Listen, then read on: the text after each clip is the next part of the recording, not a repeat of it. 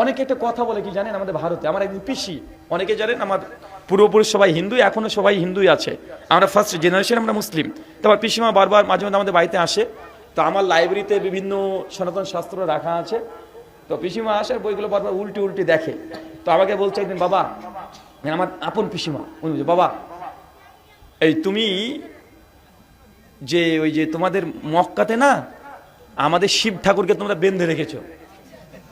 আমি তো বলছি যে পিসি বলে কি তা, মক্কাতে নাকি শিব ঠাকুরকে বেঁধে রেখেছি আমরা। বলছে তোমরা মুসলমানরা শিব ঠাকুরকে মক্কাতে বেঁধে রেখেছো। আমি বুঝতে পারলাম যে শিব ঠাকুর আবার কোনটাকে বলছে। আচ্ছা কোনটা পিসি, কোনটাকে বেঁধে রাখলাম? আর তোমার ভগবান এতই দুর্বল যে আমরা বেঁধে রাখলাম, ও ছুটে আসতে পারে না?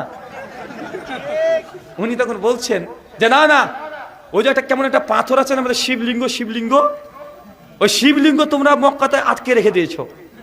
আমি তখন বুঝতে পারলাম যে ও আচ্ছা আচ্ছা, ডাল মে কুছ কালা হে। না, ডাল মে কুছ কালা নেই হে, বলকি পুরা ডাল ই কালা হে। তো আমি বুঝতে পারলাম আসলে উনি যে হাজরে আসওয়াত আছে ওইটাকে শিবলিঙ্গ ভাবছে।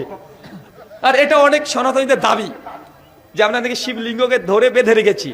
তো তোমার শিব এতই দুর্বল যে বেঁধে রেখে দিলাম, আসতে পারে না একা একা?